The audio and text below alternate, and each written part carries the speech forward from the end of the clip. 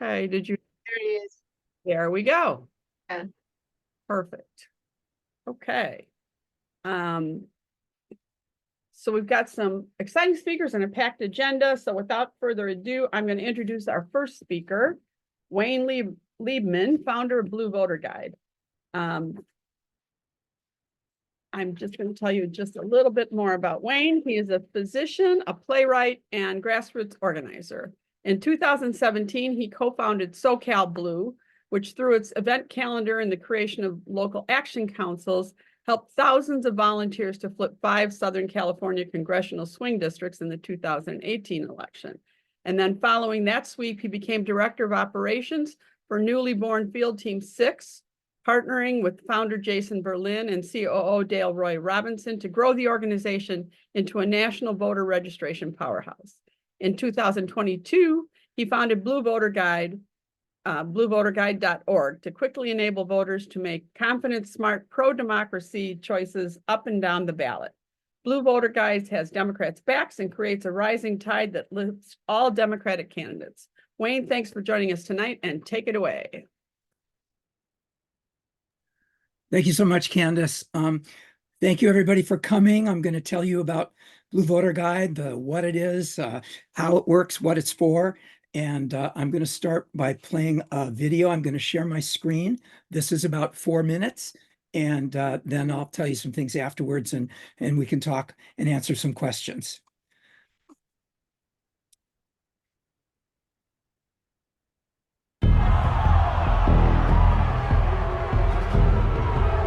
Worried about this November? Here's a secret that's going to help us knock it out of the park. It's bluevoterguide.org. And unlike other guides, it's laser focused on turning out blue voters by giving them a leg up to make quick, smart, pro-democracy ballot choices. Blue Voter Guide is comprehensive, it's partisan, and here's the secret sauce: endorsements. Blue Voter Guide unleashes the power of progressive endorsers to give voters a quick picture of who supports every candidate, measure, and judge on their ballot. Registered voters get a whole bunch of campaign literature, but it's all candidate specific. None of it helps voters feel more informed up and down ballot. With Blue Voter Guide, a voter enters their address and sees what's on their whole ballot: candidates, measures, judges, accompanied by a list of trusted progressive endorsers for each, an X-ray of who supports whom. This allows rapid, confident blue choices in minutes instead of hours. The results can be printed, saved, and shared. Here's why this matters. Know where most votes went in the 2016 election? Not to Trump. He only got 63 million votes. Not to Hillary, even though she got almost 66 million votes. The most votes went nowhere because 100 million people who could have voted didn't. The non-voters beat Trump and Hillary. Lots of people have trouble voting. Young and first-time voters, older folks unsure of a complex ballot, people who only vote once in a while, people who wait until the last minute. Over a quarter of young people didn't vote because they didn't know how to evaluate the candidates. Here's young people who needed help telling real news from fake news. John Della Volpe of the Harvard Kennedy School has been studying young people since the year 2000. Here's what he said in 2023. Gen Z voters want to be perfect and have all their homework done, or else they will leave a ballot item blank. Blue Voter Guide is here to help. How? Endorsers voters recognize. Here's a local race in 2022. Voters may have never heard of these candidates, but their local Democratic clubs have, and so has their local newspaper. Blue Voter Guide has researched hundreds of endorsing organizations in all 50 states. Each of these organizations has researched and examined the candidates, judges, and ballot measures. If you want to know more about an endorser, just click on them. Everyone needs bluevoterguide.org. In its very first year, Blue Voter Guide helped 75,000 people to vote. Their verdict? They love it. Of users sampled, 9 out of 10 said Blue Voter Guide made it easier to vote, including 3 out of 10 who said it helped them vote in a race they otherwise would have skipped. So, how can we get Blue Voter Guide to 75 million voters? We need 2 things. First, money to buy election data for all 50 states. That's just $1,000 per state. And by the way, Blue Voter Guide is a grassroots all-volunteer organization. It's our volunteers who research the endorsers and enter them into the guide. No one is paid. We do it because we know democracy is at stake. Donate today at bluevoterguide.org. The second thing, we need your help getting bluevoterguide.org in front of as many progressive voters as possible. We have t-shirts, stickers, magnets, and postcards with the Blue Voter Guide QR code. You can also tell people about it on your website or via your newsletter or on social media. Tell voters about Blue Voter Guide when you text, postcard, phone bank, and Canvas. These are some of our partners. You can boost your GOTV efforts by becoming a partner too. It works. When we registered young voters in California's Central Valley, we encountered youth who were afraid to register because they thought voting was going to be too hard. So we told them about Blue Voter Guide and gave them postcards with our QR code on it. The result? They registered because they knew Blue Voter Guide would have their back when it came time to vote. When knocking doors, tell folks about Blue Voter Guide. It cures that overwhelmed feeling and gives voters confidence they've done their homework. Blue Voter Guide creates a rising tide that will lift all Democratic candidates. And all we need to get to 75 million in all 50 states is money to buy data and everyone to spread the word. BlueVoterGuide.org helps progressives vote smart, fast, and blue.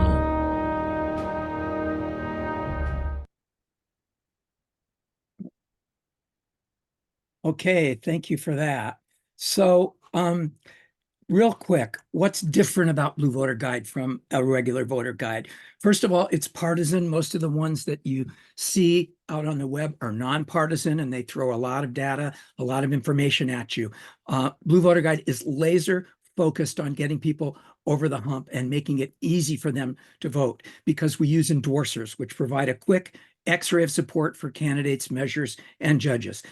That ensures that you can make confident choices in the shortest time possible. So if you want to read about Republicans or get a PhD in the issues, look elsewhere. The deep background is there in Blue Voter Guide, but it's in the background. We're there to help you make smart, fast, blue choices. We started as a one-page grid on the SoCal Blue website, and that was to help people penetrate the confusion around ballot measures in California.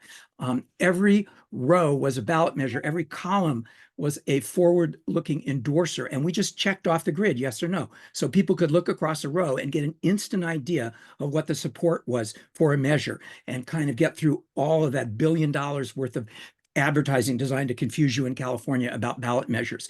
This was so successful, we decided, well, let's give it a try for the whole ballot. Let's do it in California in the 2022 election. We ended up doing it in 9 states in 2022. Little did we know what we were in for, but we are now active in all 50 states. So I think I'll stop there, and maybe there's some questions. I have other things, obviously, that I can tell you about, and but maybe just see if anybody wants to ask anything at this point.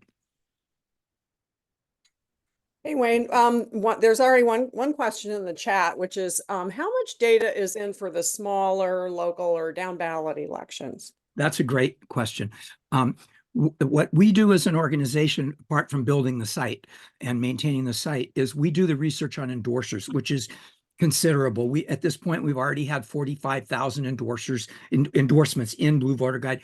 We have nearly 1,000 different endorsing groups. So that's our part. We buy our election data from a nonpartisan, well-known, respected national data vendor.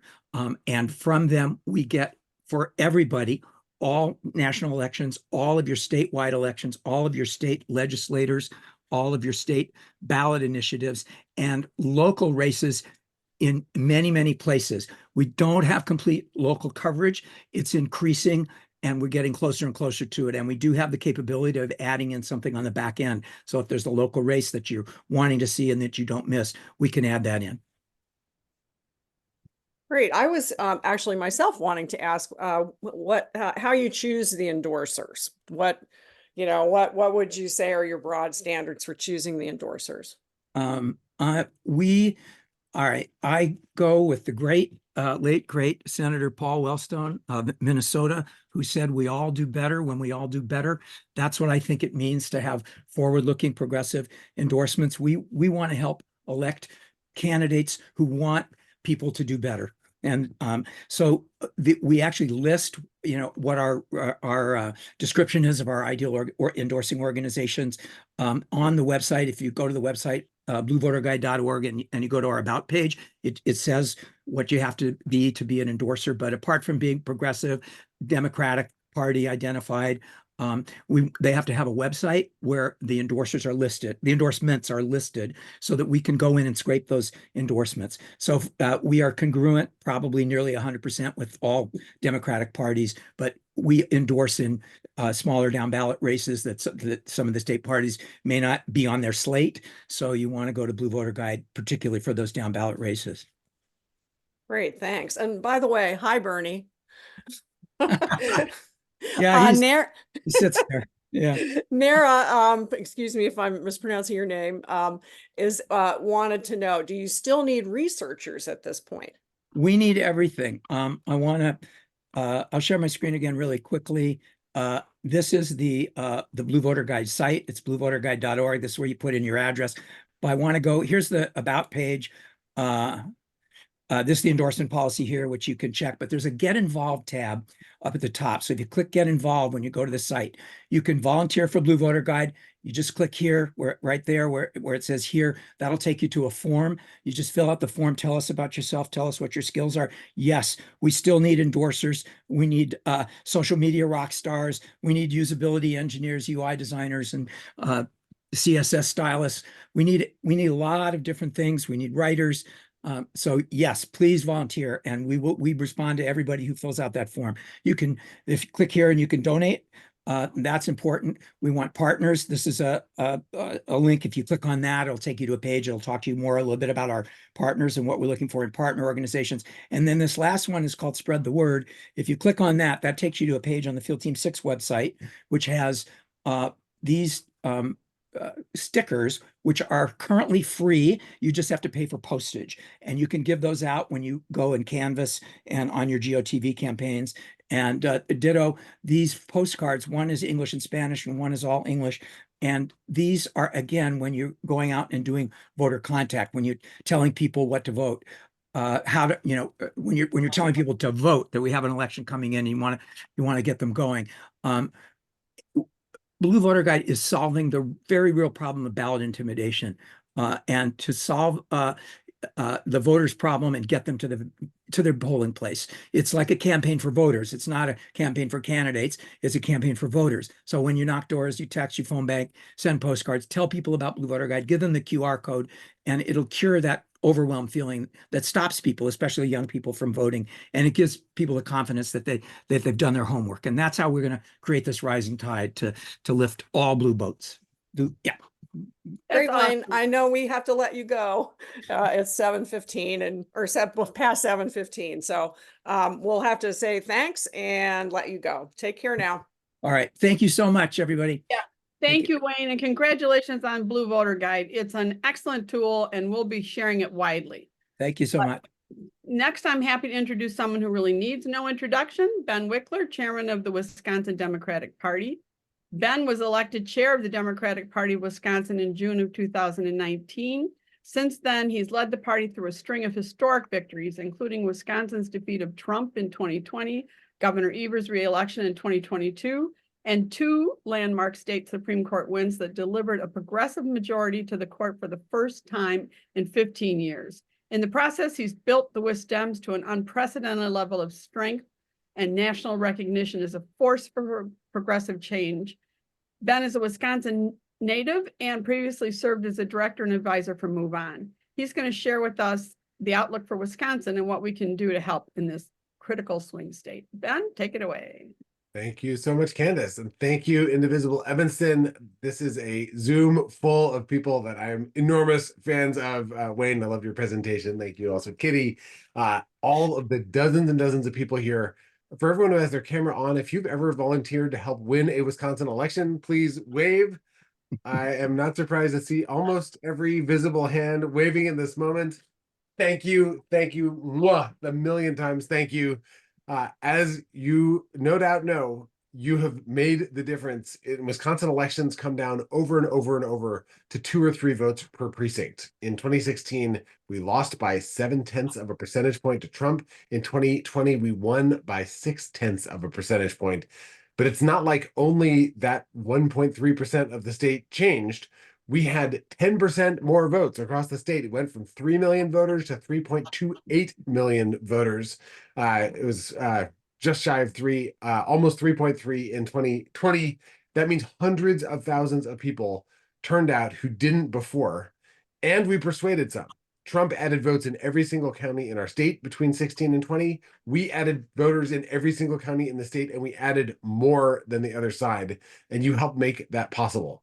We are the land of the nail biters, the lands of the photo finish elections. You saw this again in 2022. Our split decision, we lost our Senate race by a heartbreaking 1 percentage point. We won the governor's race by 3.4 points. We stopped Republican supermajorities in our state legislature by 1/100th of 1 percentage point of the votes cast in the state of Wisconsin. It was 2,499 votes. These elections are close, and your help is absolutely essential to making sure that we win everything we can. So as we go into this year, we are essentially tied. If you look across a whole slew of statewide polls, the Wall Street Journal poll, just the most recent poll, had us literally tied Trump versus Biden in the state of Wisconsin. Tammy Baldwin is up by 3 points in the most recent public poll. We have all the research I see suggests that that is exactly right. We are right on a knife's edge, and we are a state that could very well be the tipping point state for the entire presidential election. Tammy Baldwin's race is essential for the Senate majority. We have 2 House races that could swing the House majority, including the 1st congressional district, which is the one bordering Illinois and southeastern Wisconsin. The former district of Paul Ryan, now his former staffer has taken his spot, is going to face a very serious challenge. Also, the 3rd congressional district in western Wisconsin, and because you helped us to win our state Supreme Court race in 2023 in a massive historic landslide that yielded a progressive majority in our state Supreme Court for the first time in 15 years, our state Supreme Court noticed that our legislative maps were unconstitutional, so they are no more, and we have now fair maps in our state, which means we have a realistic shot at flipping our state assembly for the first time since the 2010 Tea Party wipeout. And over 2 election cycles, a very serious chance to win a state Senate majority. To do that, we need to lay the groundwork now. We need to win 5 or 6 of the key Senate races this year, and we've got to grab the victory in the state assembly race. Now, one reason for this, beyond the power to shape state law, is that we have just seen, and there's a question about this in the chat, the power of Republicans to abuse their power in the state legislature and put constitutional ballot questions on that are confusing to voters on the ballot. The process for getting a ballot initiative on in Wisconsin, voters can't do it. Only state legislators can. They're not subject to the governor's veto. And state legislators put a ballot initiative to ban private philanthropies from supporting election administration because of their conspiracy theories about Zuckerbucks and their fantasy that somehow funding election administration cost them the election in 2020. Our private polling found that that was up by 25 points before, as recently as February, I believe. We did organizing across the state against it. We did not spend millions of dollars to try to defeat it. We want to save those funds to help win other elections, but Republicans did pour money into their campaign. 12 out of the last 13 state constitutional amendments have passed, and Republicans will abuse this power again in 2025 if they hold on to the majority in the state assembly. They're talking about taking their incredibly restrictive, vote-suppressing voter ID law and sticking it into the state constitution, which they'll have the power to do if they win the state assembly in 2024. So we have a moment of democracy now, but it is use it or lose it. And the good news is you can help us to win the state assembly majority, defeat Republicans, make headway in the state Senate, win House seats, re-elect Tammy Baldwin, and win the presidential race all at the same time, because it's the same voters with these incredibly powerful ballots. And you can do that 5 different ways. So first way, come to Wisconsin and knock on doors. This is absolutely critical. Face-to-face conversations make all the difference. One reason for that, we don't have partisan voter registration in Wisconsin. So the only really reliable way we find out if someone's a Republican or a Democrat is by asking them. And that helps us target all of our future communication and outreach and organizing more effectively. So doing that work, especially this summer, this spring, helps us to do everything more powerfully this fall. The second thing you can do is join virtual phone banks from wherever you might be. We can use your phone calling help. It makes a huge difference to us. Some voters answer the door more, some voters answer the phone more. We think it's an all of the above strategy that makes the difference in our state, especially in this earlier part where it's bridge building and eliciting information. It's not trying to persuade people, it's trying to understand people. It really helps. Third way is to volunteer with our voter protection team. Our voter protection team has tons of work to do because Republicans put roadblocks in the way for voters. Our VoPro volunteers do things like calling municipalities to find out when where their early vote locations will be and what the hours will be for early vote. They help individual voters understand our voting laws, which Republicans have made tough. We're the second hardest state to register to vote in the country. There's a ton you can do. Go to vote.wisdems.org and you can sign up for a voter protection team. Another thing that I think you're about to hear about is you can write postcards from home. If you do those right, they have been found with randomized controlled trials to have a statistically significant effect. Our partner groups do that kind of work. The state party itself doesn't, because we know our partners do such an amazing job. So other folks will provide links to help with that. And of course, I'd be remiss if I didn't say you can chip in. We have an amazing team, and your financial help makes a big difference to us to be able to support the work of thousands of volunteers.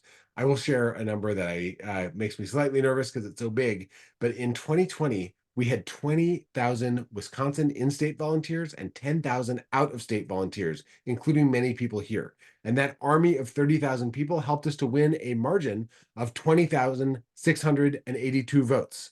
In other words, we had more volunteers than the margin of victory. And I can tell you, every one of those volunteers who put in that time helped to rack up a vote.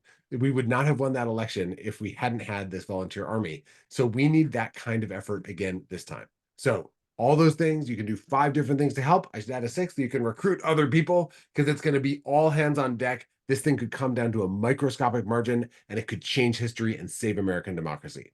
That is my big update, and I'm happy to answer any questions folks might have before I hand it back to your agenda.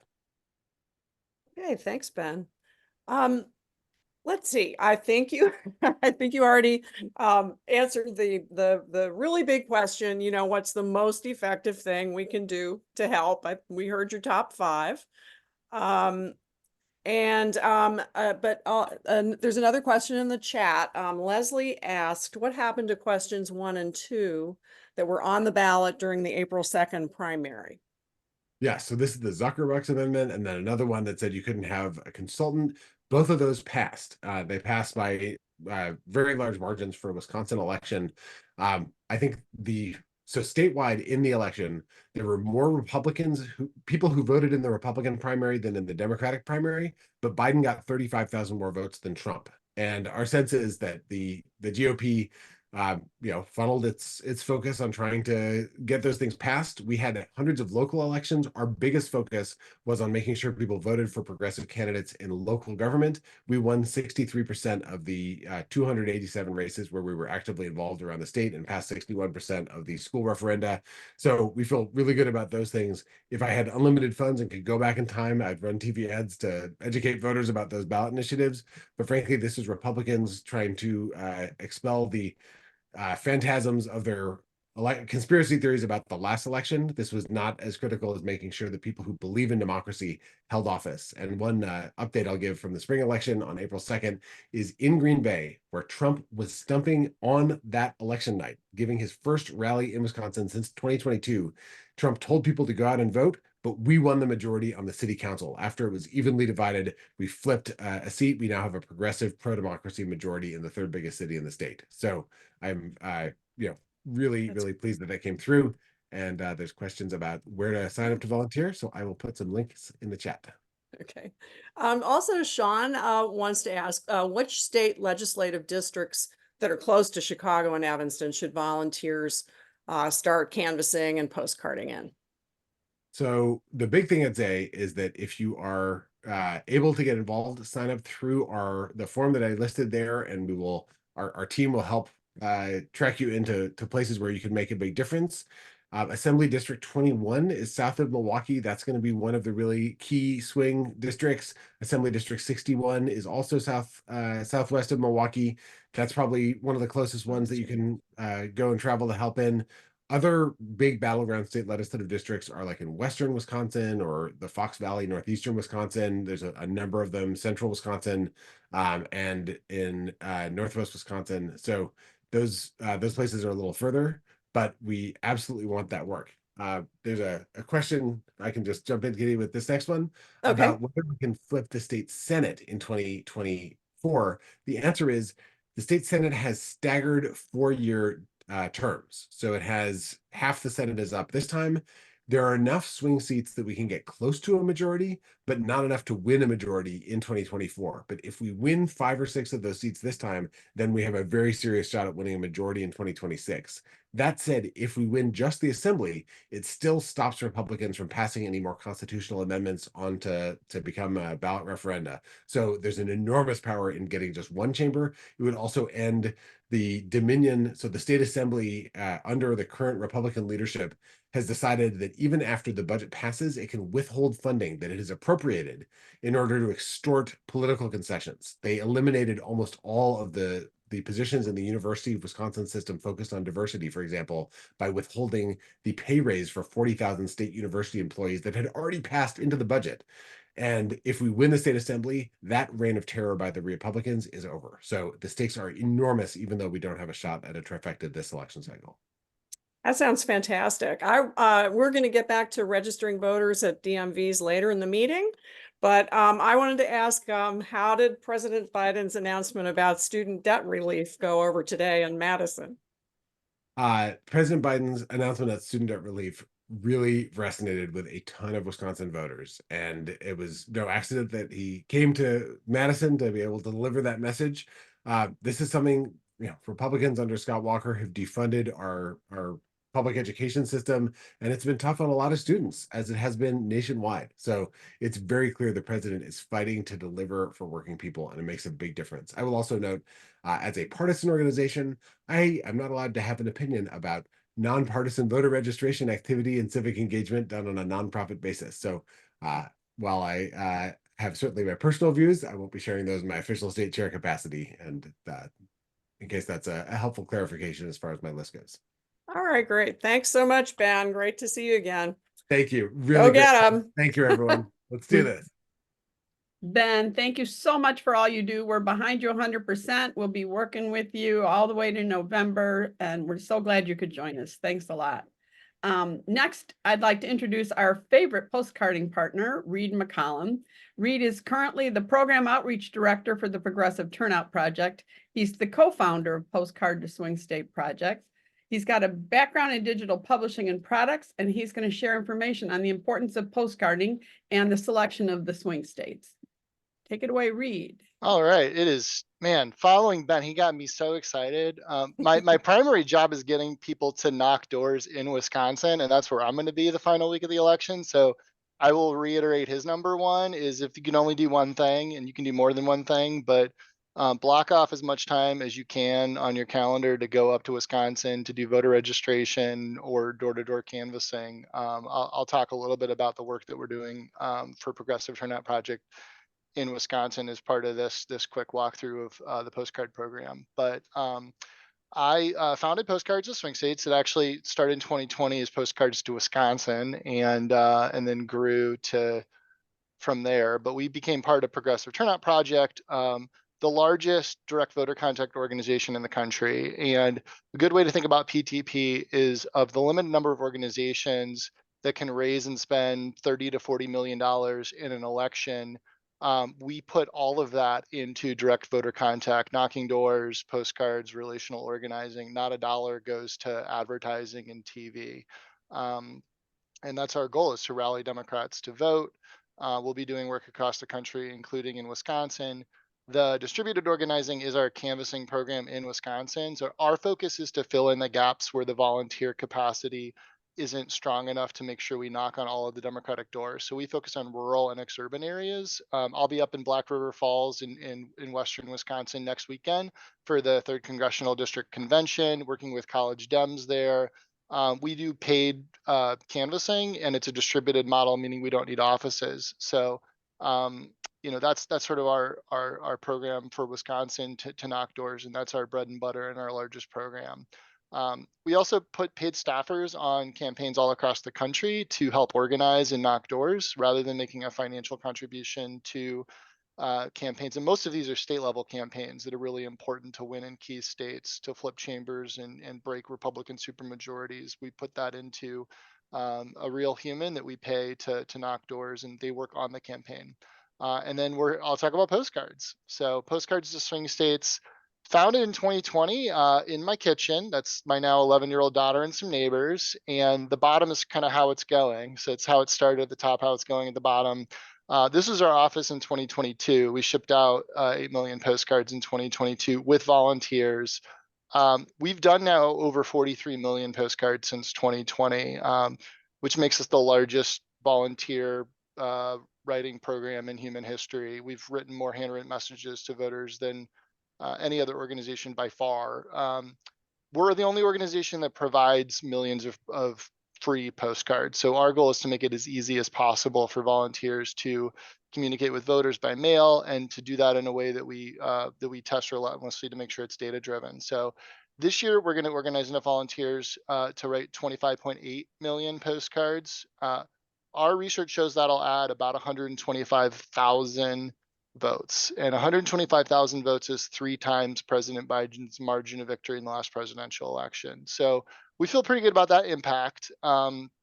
Postcards are one way, as Ben said, if you follow the data, that you can have an impact. And the beautiful thing about it is our program starts now, so you can be writing postcards and still go up to Wisconsin every weekend. And in the fall, our postcards are mailing in October. So absolutely do both. That's my plan. I love canvassing. If you know me, you know I love canvassing. These are our designs, and we're pretty excited about these. They don't look like normal political mail. So a voter gets this, it jumps out.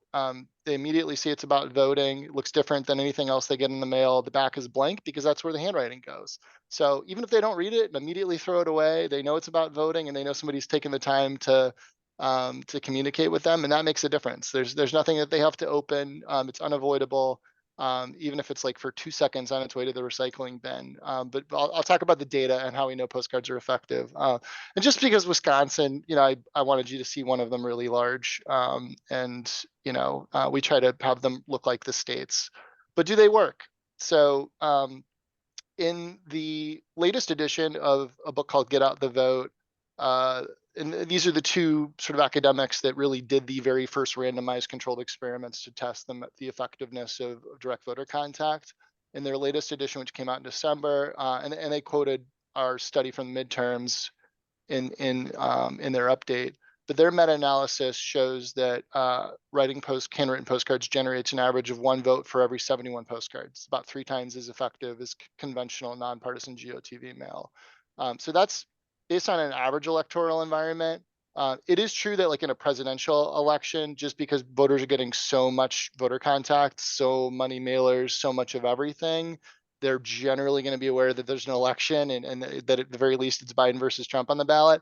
Everything is a little less effective that we do, from canvassing to postcards to phone banking. We still want to do all of it, but it's a little bit less than 1 out of every 71 postcards for sure. So we're using 1 out of every 200 sort of as a realistic. That's what, if you do the math, we're doing 25 million postcards, 125,000 votes is 1 out of every 200. So it's not an aggressive estimate by any means. We have tested 15 postcard messages across numerous large randomized controlled experiments. We've measured effect sizes up to 1.3 percentage points. We've won numerous awards from the Analyst Institute, where we publish all of our research. It's also all on our website, on our FAQ page for the postcards. We've gotten a chance to partner for message testing with folks like Anat Shanker-Soria, who I know most of you have heard present to Indivisible Evanston and other organizations. The messages that we're doing this year are the 3 of the 4 that were the most effective that we tested in the midterm. So we have a lot of confidence in our approach and the data and the effectiveness of our program. Oh, on that last slide, that was Evanston in the Civic Center before the pandemic. That was like, I want to say February of 2020. So these are the 3 message options that come on our instructions. I think you guys all have the same options for Evanston. We recommend the social pressure message because, you know, the Analyst Institute does meta-analysis. And the one thing that is just like, it is overwhelmingly true is the most effective thing for mobilization is social pressure mail. It's actually more effective than even canvassing. Social pressure mail is absolutely the most effective way to boost turnout. It's just not normally a volunteer activity. So that's why we talk about canvassing, because like sending voter report cards is not something that you can do as a volunteer. So we've changed that dynamic by creating a mail program where you can write social pressure mail and subsidize the cost and get involved, and it's a great gateway to activism. Family and friends messages and plan making messages are also really effective. You know, and you can see on this slide sort of the measured difference between those message options. So these are the 3 winners from our 15 experiments that we've done in terms of message testing. And I'll take any questions. And if I can't get to all of them before we get cut off, and I probably can't, then this is the contact information to reach out. I'll throw that in the chat too, so I can stop sharing screen. Okay. Thanks, Reed. Let's see. Elisa wants to ask, Leslie, are you going to do your update now and then we'll do questions? Sorry. You know what? Why don't we let Reed answer questions and then we'll switch over to Leslie. So, Kathleen, do you want to put Kitty back in the spotlight? Sorry, I jumped the gun there from the plan. My bad. Okay. Lisa's asking about what states you're writing to besides Wisconsin. Oh yeah, great question. So we're starting with 11 states. I over condensed my slides probably. So you can pick between 11 states if you sign up on our website. I know Leslie will cover which ones Indivisible Evanston is starting with. We're doing the 7 swing states: Arizona, Georgia, North Carolina, Michigan, Pennsylvania, Wisconsin, Nevada, and then states with key Senate races, which is Texas, Florida, Ohio, and Montana. And then we'll be adding a second program over the summer, probably in July, for all of the competitive House races across the entire country that are not already in those 11 states. So think like Illinois 17, Wisconsin 3 and 1 are already covered because Wisconsin's getting fully saturated. So that's a lot of California, Kansas 3, New York, Illinois 17, just basically every other competitive race across the country. We'll also actually be even adding some state legislative races in additional states where we can flip chambers and stuff. So that's a small part of the program, but that'll all add up to 28, like 25.7 million postcards, which is 2 postcards to every likely Democratic voting household in these entire states. Great. Exciting. Let's see. Laura has a question about the research. Have studies been done to show the relative or incremental impact on get out the vote between postcards, letter writing, texting, phone banking, and canvassing? So, oh man, okay. Like, yes, meta-analyses are the most helpful. Head-to-heads are like not really scalable sort of at this thing. So the concept that I'll throw out there is where there's like diminishing returns. So like texting is a great example where like all of the text will get sent. Like they add votes. It's like Hungry Hungry Hippos if you played that game when you were a kid. Like they're just gonna get sent. Like that's great. Phones, early phones, like volunteer for early phones, like Ben said, because they're having conversations. People are still answering the phone. The very last phone bank for like the Biden campaign and like Arizona or Ruben Gallego, like everybody that answered is probably having to answer for work and they're really sick of it. And there's diminishing returns. So the places where there really aren't diminishing returns are on the doors and often some types of mail. We know letters are effective. We know postcards are effective. We use them for different things. There's no overlap at all between sort of those types of programs. So, you know, do all of that. I mean, I'd say like canvassing breaks through, you know, Ben mentioned this, but like some people don't answer the door, you know, everybody can get mail, but like there's people that you just can't break through with through a postcard. So if you have a face-to-face conversation, That can be a game changer. Do voter registration. I use hours of activism as the best single metric to stick to. And then just like, don't get caught up in the weeds. Like, stick with programs that are data driven, that like talk about their data. And then do whatever modes you can to fill in every crevice of time in your entire life between now and November 5th. That's what I do. I know you do. Another good question is from Kathleen. Why is the message nonpartisan? Yeah, for a Get Out the Vote program, the overwhelming data, and we haven't had to do this data because it's just abundantly clear through hundreds of other organizations' randomized controlled experiments. For Get Out the Vote for boosting turnout, you're best off focusing on messages that talk about voting. And you talk about voting, you talk about voting, you talk about voting, and you want to do those within the early voting period and ahead of the election. You can, and there are good programs that are also data driven that aren't focused on Get Out the Vote necessarily, that talk about issues, candidate name ID. I answered an email with a question today that was this exact question, and I used the example of like that Biden ad about abortion that came out today is going to provide new information to voters and break through in a way where a postcard that talks about abortion is just like screaming abortion at a voter is not going to change their mind. You have to provide new information to persuade them. And that Biden ad that just like moved us all to tears does that in a way that is impossible to do with a postcard. So, like name ID of candidates is important. If you're talking about Biden and Trump, like the paid media will cover most of that, like talking about who the two candidates are. So Get Out the Vote is like sort of the most cost-effective thing. It's not the only part of a winning strategy. So, organizations that do voter registration mailer chase are important, that do like raising the salience or the awareness about issues are extremely important.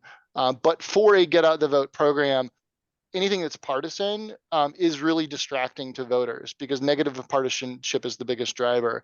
We can be totally partisan. We're a hard side coordinated pack. Like we're not restricted at all from being partisan. It's just that across the board for a Get Out the Vote program, talking about voting is the way to win. And the messages seem a little boring for that reason, but it's like plan making is key. People are like, oh yeah, like when is the election? It's next Tuesday. My kid has basketball practice at 7:30.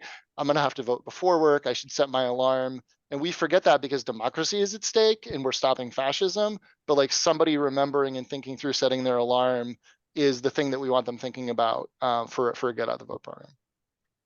And Kathleen's also wondering about who the postcards are going to. Is it typically registered Dems or another target? It is going to registered voters. And our postcards are going to folks that, if they vote, are at least 65% likely to vote for Democrats up and down the ballot. The average of our audience is like over 90, it's like 93% likely to vote for Democrats. So party registration in states that have it is just one variable. It's not even the most helpful. And then it's people that it's not just inconsistent or infrequent or whatever, it's potential voters. It's basically anybody that has a turnout score, if you know Vote Builder, and if you don't, I'll try to explain it in plain English, from like 0 to 85. So most of you, if you were in Wisconsin, probably aren't getting postcards because you're like 90%, you don't miss elections. But we send postcards to just about everybody that if they vote are likely to vote for Democrats, unless they just never miss elections. All right, thanks. I think it's time for me to turn over to Leslie. All right.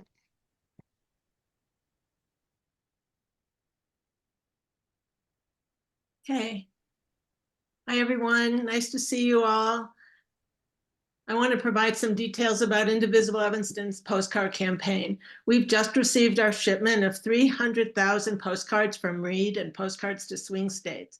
We're hoping it's just our first order this presidential election cycle, which is why we're calling on you to help us get this job done. We formally announced our campaign in yesterday's Indivisible Evanston newsletter, and the first pickup date is Monday, April 22nd. Signing up, for any of you who aren't familiar with how this works, we bundle postcards into packs of 100, really 102 in case you make a big mistake, along with 100 names and addresses and a page of instructions. We make those cards available for people to pick up at 4 locations, 2 in Evanston, 1 in Buffalo Grove, and 1 in Deerfield.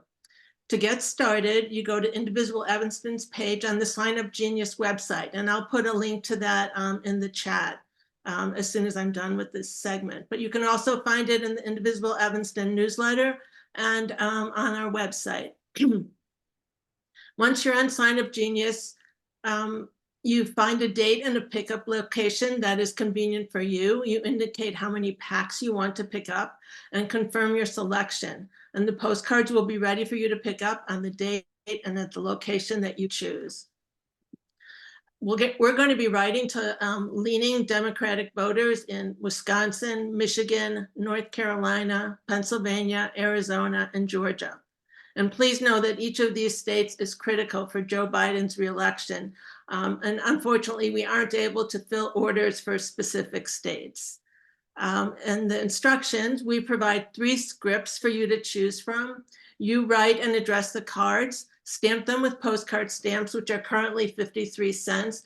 And then you have a choice of returning them to us to mail, which we encourage, or you can hold on to them and mail them yourself on Thursday, October 24th.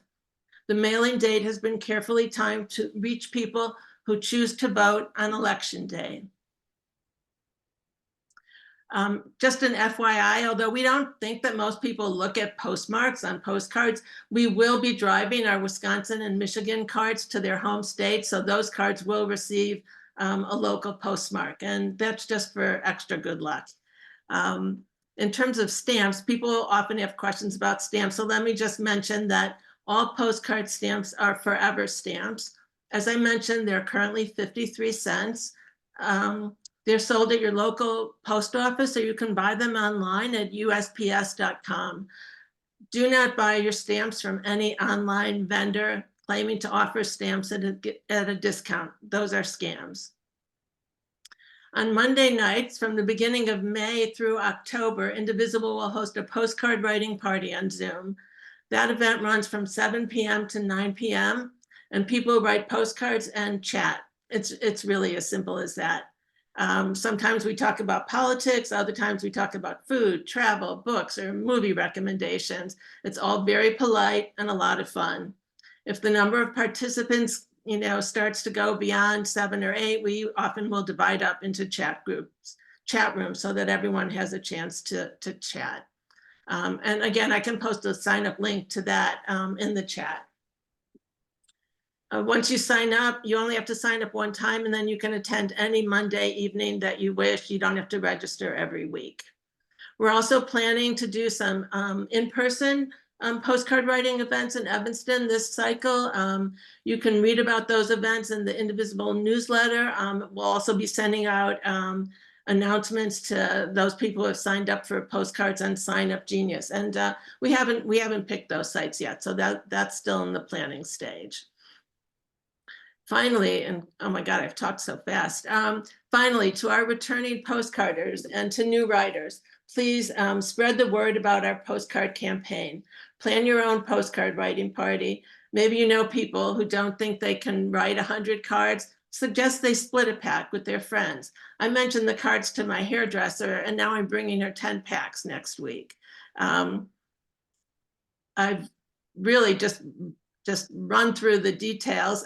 If there are any questions, I'd be happy to answer questions. I'll also put my email in the chat, so if any questions do come up, please feel free to reach out for me. And let's go all out for Joe. All right. Thank you so much, Reed and Leslie. Your efforts are going to lead us through another very successful postcard campaign. And I'd like to personally say, help me empty my garage. Come pick up some postcards. Next, I'd like to introduce Jana Kaplan of Swing Left. She's going to talk to us about what Swing Left is doing and how we can help. She's the Training and Organizing Program Manager at Swing Left. Jana was previously with the Obama Foundation, and she has a background in events. So take it away, Jana. Thanks so much for being with us. Wonderful. Thank you so much, Candace. It's really awesome to be here among this group. I love working with Indivisible Evanston and the other Indivisible chapters around town. My name is Jana. I use she, her pronouns. As Candace said, I work at Swing Left. I just happen to be based here in Chicago. And something that I love about working with this group is that it seems like we're all doing somewhat similar, but also different things so that we're really each covering every lane that there is and making sure that we're all heading in the same direction and contributing to each other's projects. So it's been a pleasure. I see some familiar names on the line. So I just want to talk specifically about some background about our lane here at Swing Left. So Swing Left is focused on winning elections for Democrats by making it as easy as possible for everyone to have the maximum impact on the elections that determine the balance of power in this country. So to break down that run-on sentence a little bit, we really are all about elections, specifically the ones that are going to be super close, and to go even further, specifically the elections that are going to tip the balance of power either way, those majority-making seats. So in terms of this year, we are really focused on winning back the U.S. House, defending the Senate majority, re-electing President Biden and Vice President Harris, and continuing to build power and expanding majorities at the state level. And so you might be looking at this and being like, well, obviously that would be the priority for this year. So to go a little bit deeper into what our targets are and how we select them, Swing Left looks at these criteria when we're thinking about all the possible races that we could support. We first look at race competitiveness, so analyzing data, whether that's polling numbers, voter registration, fundraising, electoral history, to come up with a list of all the competitive districts. Then we whittle it down even further based on those races that I was mentioning before. What is going to really impact the balance of power at the federal or state level? We also think a lot about nesting, which Ben mentioned just a few minutes ago, about those districts where you can almost get like a 5-for-1. Every time you knock on a door, you're telling them about 5 candidates that are going to make a huge difference. So we think about that. And then last, but definitely not least, is where you all are. So our partners, our organizers, community on the ground, we're not just making these decisions in a vacuum. We're thinking about where our partner organizations are, what campaigns are saying, and what are the potential that we have to make a difference in these areas. So that kind of brings us to our strategy for 2024. And we are really focused on what is the path to get to that federal trifecta and to build democratic power in the states. So just to kind of visualize it a little bit, we have selected 12 super states that we're going to be focusing all of our time and effort on. And so we'll start with 8. So 8 states where there's presidential swing states, in addition to targets up and down the ballot, which are pictured here, then adding on 2 more, which are the the states that are key to keeping our Senate majority. So that's Montana and Ohio. And then adding on 2 more states that are key to a US House majority. So these are the states, California and New York, where Biden won all these districts in 2020. Then in 22, something happened and the Democratic candidate lost by a hair in most cases. So we know that those are within range. I think the number was, we overall lost the House by 6,675 votes in 2022. And so this is completely winnable, especially in those 2 states. Then we also, heading back to the states, super important now, we see all these laws being passed at the state level. And so we know that making sure that there are no Republican trifectas where we can stop it. So make sure that there's not a Republican governor, state house and state Senate, so that they're passing these horrible laws. And we've seen on the other side in places like Michigan and Minnesota, where you look back at their legislative session when they had that Democratic trifecta and all that they were able to accomplish. So we are looking at governorships and state legislative levels. Haven't quite listed out those targets yet, but those will be coming in the next few weeks. So when we put all that together, we get this beautiful, colorful map that maybe some of you have seen on our website before. And it's kind of a lot to look at all at once, but you can see the states like Georgia, where we're really only focusing on one type of race, the presidential as of now, versus a state like Arizona, where we really have targets at every level of the ballot. You'll also see these maroon states, and I'm glad that Reed just mentioned the 17th District of Illinois. Because these are states that aren't quite super, but there's at least one House race in there that we believe the path to victory for winning back the House runs through. So that's a summary, and I will put in the chat where you can read more, because I want to make sure that we get to our next steps here, but you can read more about our targets if you're interested. I know a lot of us are really focused on nearby stuff, but if you have cousins in Arizona or you grew up in North Carolina and you're passionate about that, we have actions for you to take there as well. But the summary of kind of what's going on near us. So we're looking big at Wisconsin and Michigan, which I know the next speaker will be focused on. And then those nested federal and state races. So you probably noticed that we don't have any targets at the state level for Wisconsin, but we do have those statewide federal races. So really anywhere that you're inspired to go in Wisconsin is going to ladder up to those goals. And so that means like Swing Left will support you in doing that. And I want to end by talking about Eric Sorensen, because in 2022, Representative Sorensen won for the first time. In 2022, there were big statewide elections in Illinois that were kind of like helping get out the vote. So J.B. Pritzker, you know, putting a ton of money into getting people to the polls. That is not the case this year. And I know how important Wisconsin and Michigan are, but we definitely don't want to forget about Illinois 17th district. And that district kind of is in the shape of a C. It starts in Rockford, heads over toward Iowa, and loops back around to the Bloomington Normal area. And so it is within, parts of the district are definitely within driving distance for us. So thinking a lot about that state as well, or sorry, that district as well. And a little bit about our tactics, just because Reed was just talking about postcarding. So like I said, we all kind of complement each other. We're focusing on canvassing, phones for people who are far away from district when the election gets closer. And I'll go a little more into fundraising and letter writing. As Reed just said, you know, we know these campaigns are effective. We know they work. We kind of have a similar history of getting reviewed by the Analyst Institute in 2020. Great, everything's effective. So I want to just note a couple of differences because I know that Indivisible Evanston is doing the postcarding, but just because there are a couple of key differences I want to discuss. So in terms of who the letters are going to, this year we're really focusing on an audience of surge voters, these voters who did not vote in 2016 but have voted at least once since then. And this is a big, like, high potential group of voters that are much more younger, more diverse, and lean Democratic. So when we think about who we're sending letters to, it's going to be these folks. For any letter that we send is going to go to a surge voter. And then I want to just make a quick distinction. So we have two types of vote forward letters: political and social. Political is going to be that audience we were just talking about, the likely Democrats who need that extra nudge to vote. I just want to mention our other type of letter, though, which is social letters. These go to voters under 35 with no partisan score.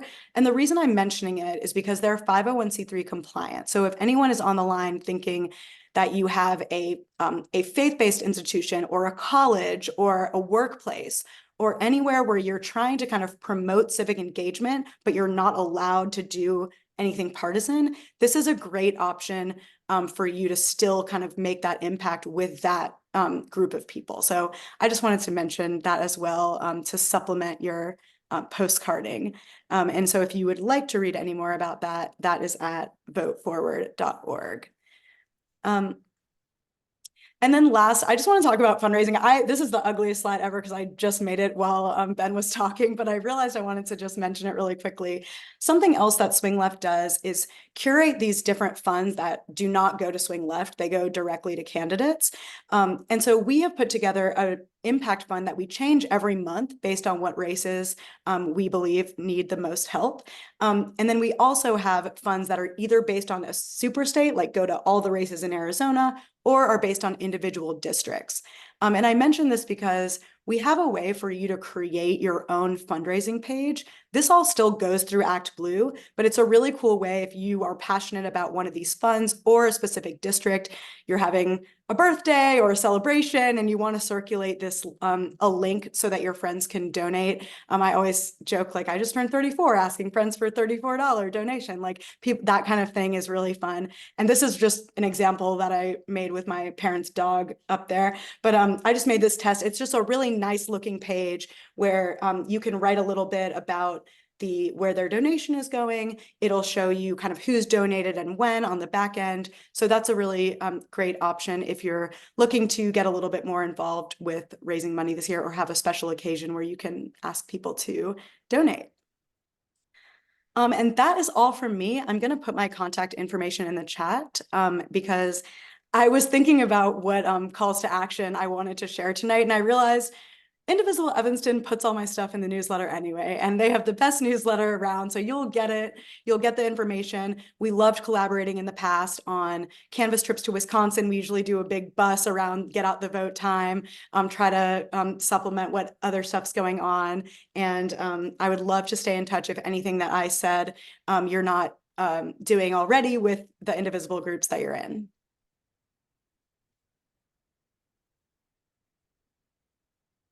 Thanks, Jana. Kitty, do we have any questions for Jana in the chat? Not in the chat, but I have one, if I Okay.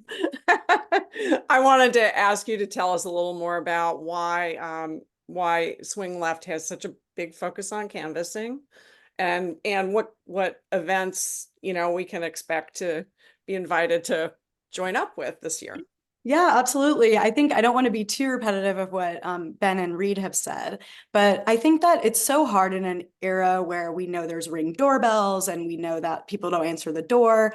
But the conversations but Swing Left still maintains that the conversations that we do have are the ones that are going to make the difference. And I know a lot of research has been conducted before the pandemic, but we still believe that those conversations that you're having with voters are going to be the ones that stick in people's minds and are timed correctly. And Swing Left also is doing a couple of different experiments now that we hope to be able to report back on soon. We're doing two different things. One is a vote tripling postcard. When we're canvassing now, we're actually bringing around a postcard where people can fill out why they vote and fill out 3 people that they're going to remind to vote. And then we're going to mail it back to them in October. This is because if you're talking to someone at the door now, they're probably not going to remember you on November 5th. But when that postcard shows up at their door in October, they'll not only be reminded to, tell 3 people to vote, but they will also remember, oh yeah, that person did come to my house in Rockford. That was really great because people don't usually come around that early, type of thing. And then the other thing we experimented on college campuses with an organization called Vote Rev last year, totally different type of canvassing when we were kind of in a high traffic area on a college quad. And it had some crazy acronym, but I think it was like on the spot vote tripling, where students would come by and we would say, if you text, 5 friends right now to vote, we'll give you, you can have this donut or whatever. And that actually yielded really exciting results for us that we're going to try to replicate that again this year.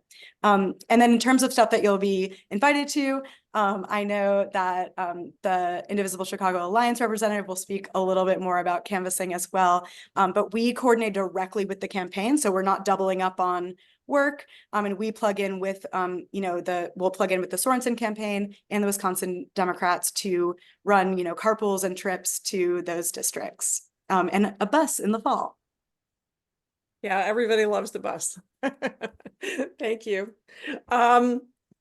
Just one more question.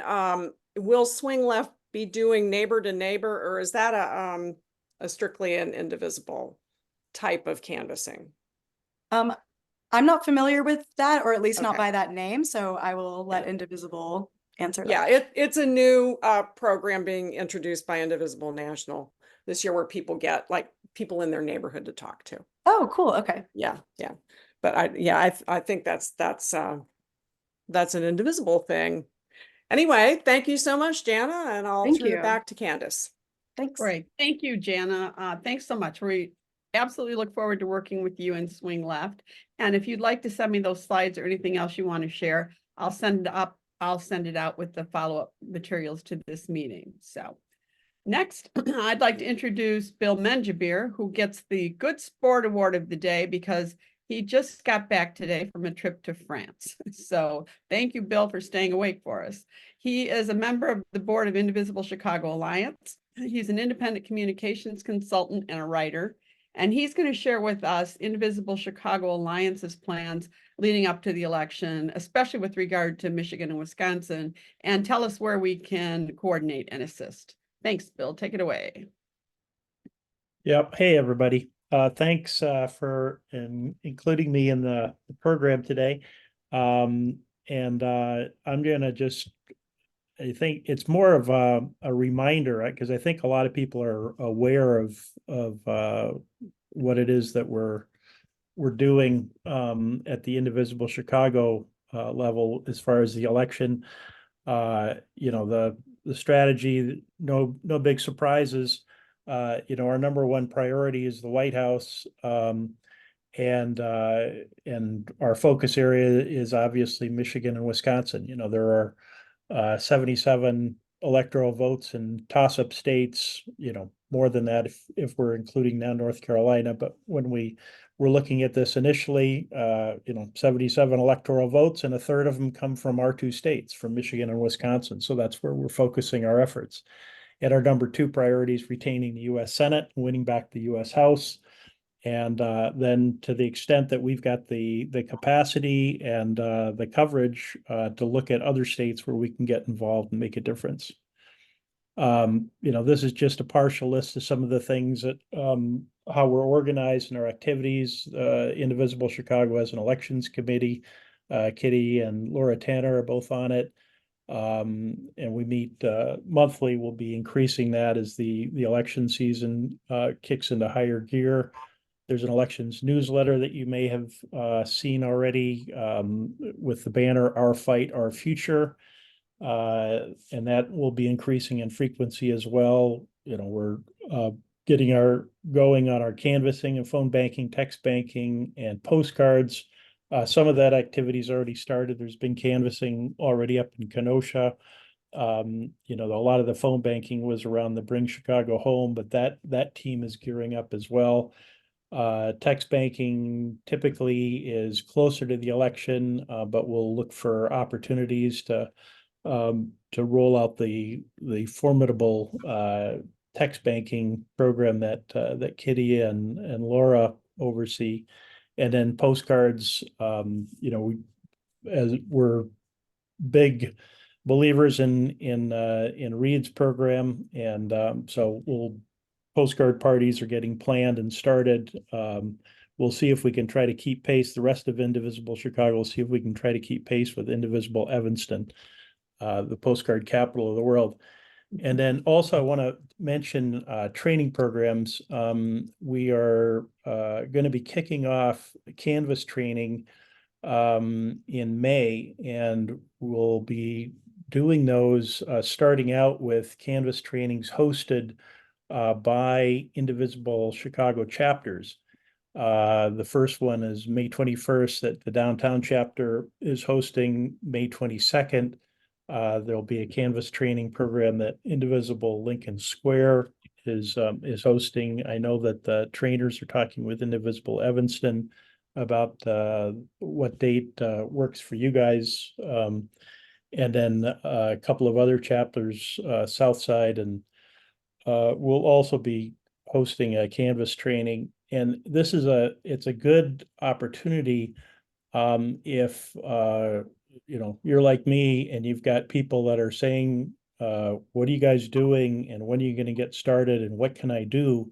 If they haven't been involved in canvassing before, coming to a training program is a great way for them to get their feet wet and to see what's involved and to demystify it a bit.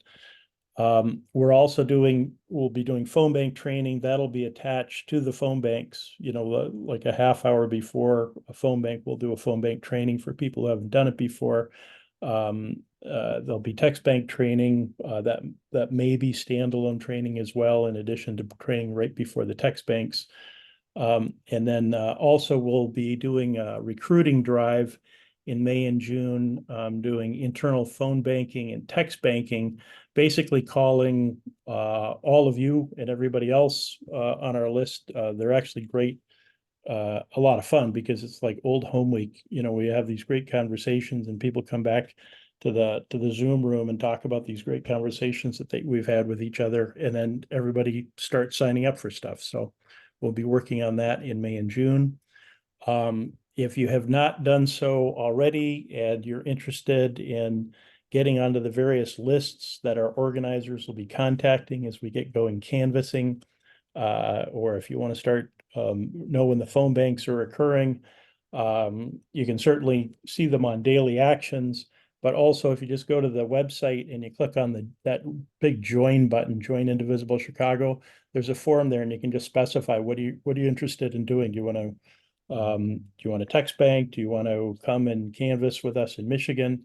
So you can just go ahead and click those boxes, and we'll get back in touch with you.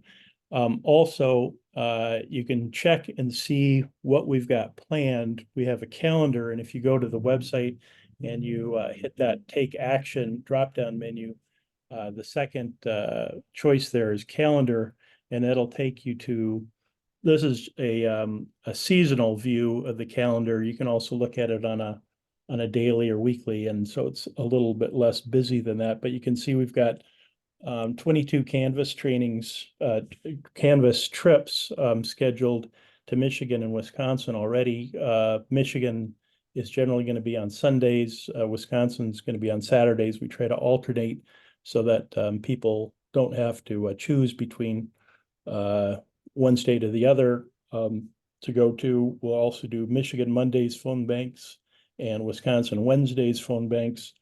And then as the postcard parties start getting scheduled by the different chapters, those will be added, and the text banking sessions as well. So if right now those are a lot of placeholders saying those are dates that we've carved out. And then as we get the details organized, we'll be filling those in so that you'll be able to actually go to the calendar, click on one of those, and just sign up for a canvas or for a phone bank right off of the calendar. So I don't really have a lot to add to what Ben said just about Wisconsin. We are tracking the first and the third districts as potential places that, in addition to working on the presidential race and Tammy Baldwin's Senate seat race, looking at the two congressional races is a place where we can make a difference with plans for canvassing, phone banking, text banking, which will be statewide, and then also postcard writing. You know that Wisconsin's obviously one of the 11 swing state postcard targets. And Candace and Kitty asked me too to just talk a bit about Michigan, and I'm the co-chair of the elections committee and the lead for our Michigan activities. There again, obviously White House, there's an open U.S. Senate seat with Debbie Stabenow's retirement, and then there are all kinds of competitive House seats in Michigan. 5 of the 13 seats are competitive or potentially competitive. That 4th district seat is in Southwest Michigan. That's the old Fred Upton seat, or more or less what it was before redistricting. And there is a very attractive candidate, Jessica Schwartz, an attorney from Kalamazoo, that is running in that seat and is getting some attention. So that's something that we're looking forward to when we're canvassing, that we'll be able to again work, as has been talked about by some of the other speakers, work up and down the ladder. The presidential race, the U.S. Senate race, also the congressional race. In Michigan, we worked through the state House representative in Southwest Michigan, Joey Andrews, who was one of the 5 state House candidates that won in 2022, that gave Michigan the Democratic trifecta. And Joey guides us with our canvassing turfs, and so that we can go out and work for Biden-Harris, work for the eventual U.S. Senate candidate for that open seat, and then also for the congressional race. We'll be doing our phone banking, focusing into the toss-up congressional districts, as well as supporting the Senate candidate and the presidential ticket. And then the text banking will be statewide, and the postcards again, that Michigan is one of the 11 postcard swing states. So that's it for me. Anybody have any questions about anything, including Michigan? Leslie had a question about whether ICA is planning to organize any of the the kind of phone bank where you can call on your own time. So you would have some training, but that not necessarily call at a group time.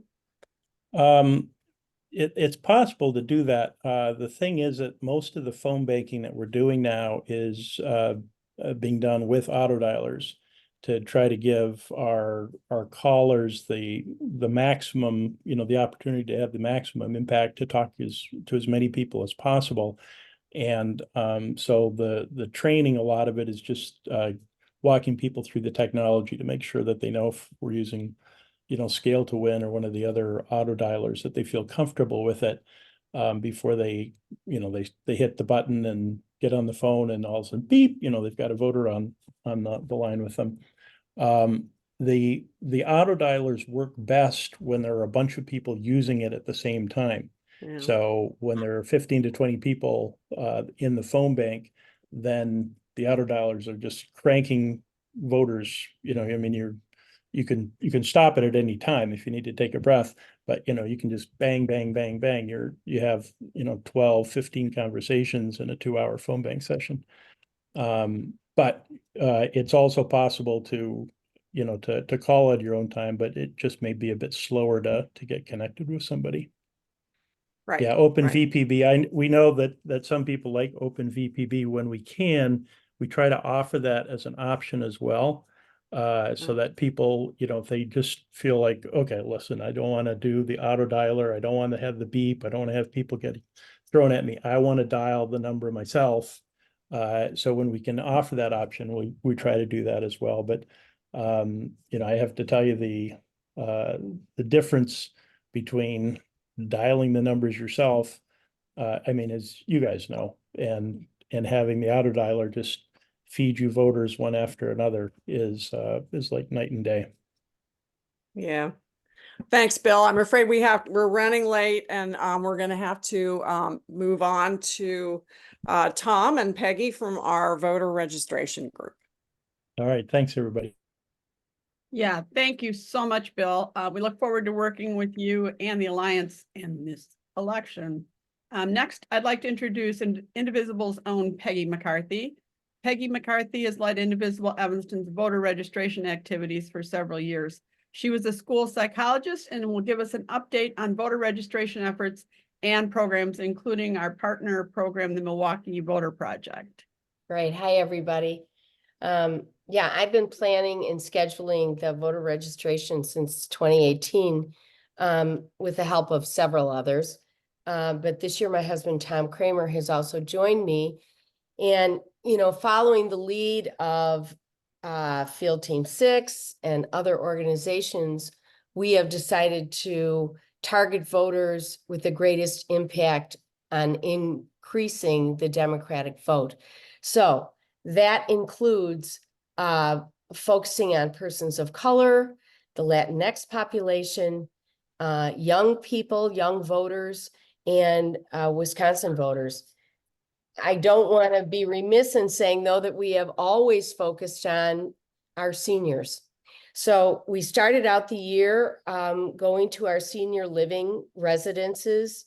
We have culled that considerably. We've really listened to our registrars, and they have come back and said the nursing facilities, the memory facilities are not optimal for registering voters. So also there have been some new facilities that have other groups that come in and do registration, as well as some that do their own in-house registration. So we started with a list of 33.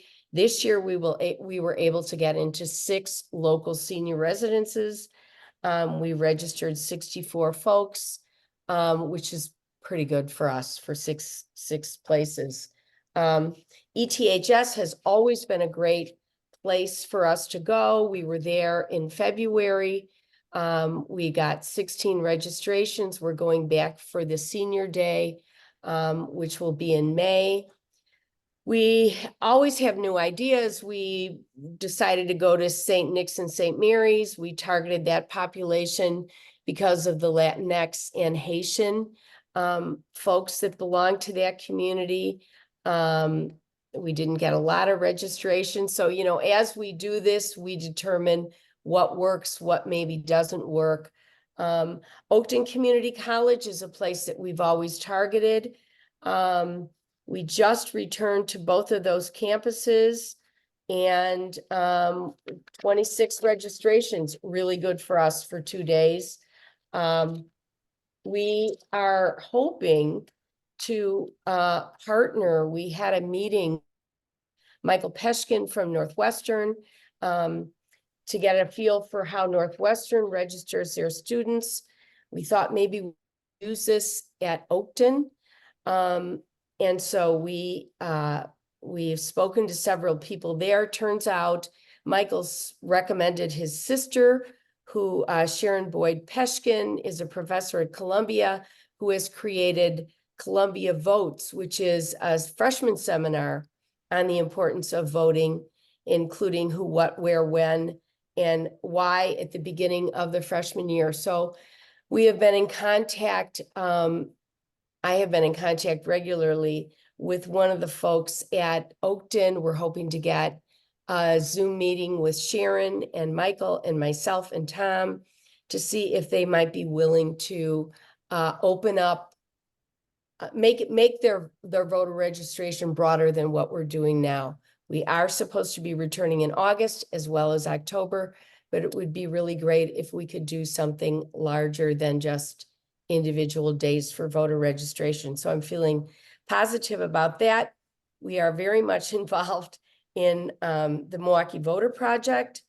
Tom and I go, we drive up there weekly, except for those weeks where before their primary, which we could not.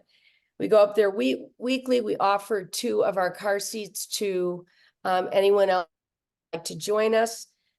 Those spots have been easy to fill. We go to 2 DMVs, Chase and Teutonia. We seem to register more voters at the one than the other.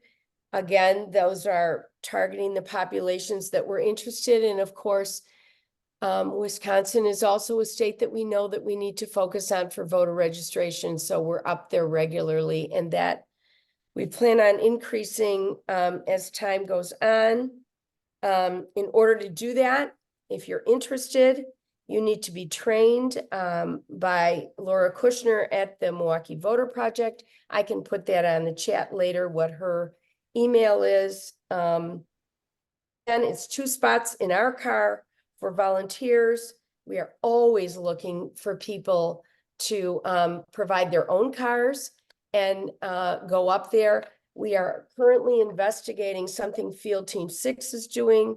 They are just going up and doing some supermarket canvassing in targeted neighborhoods.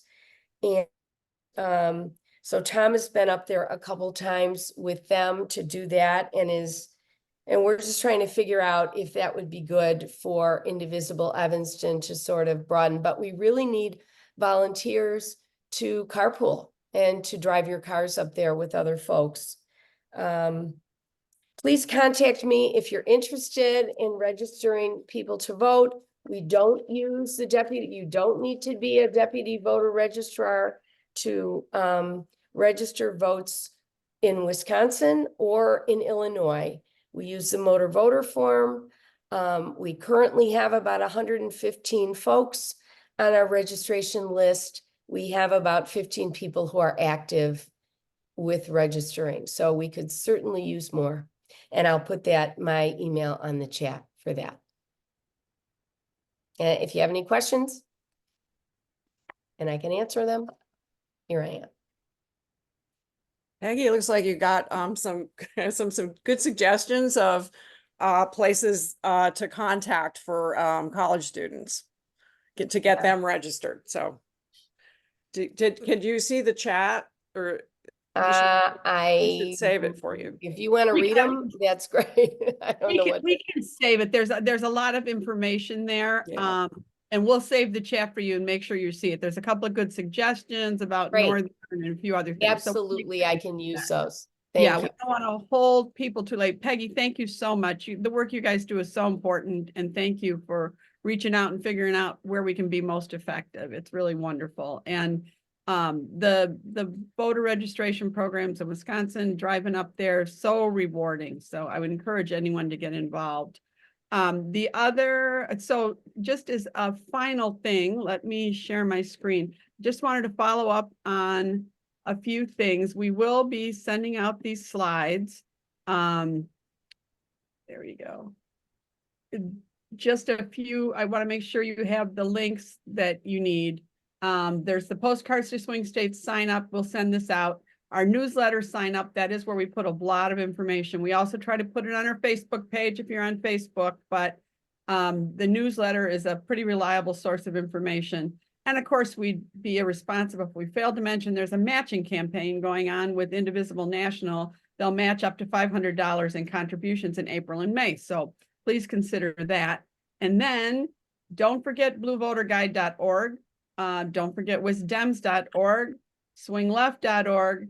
And then just the people have mentioned how important it is to donate thoughtfully. We have a blog on effective giving that talks about organizations that have figured out where get the most bang for their buck. So we'd like you to check that one out too.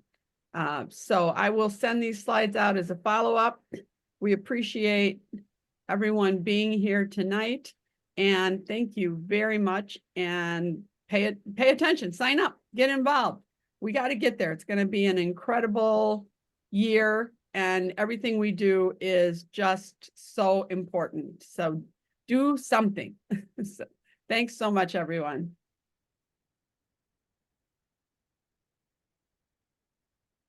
Thank you. You're welcome. Save that chat. All right, take Yeah, care. save the chat. Absolutely. Thanks. You, Thanks.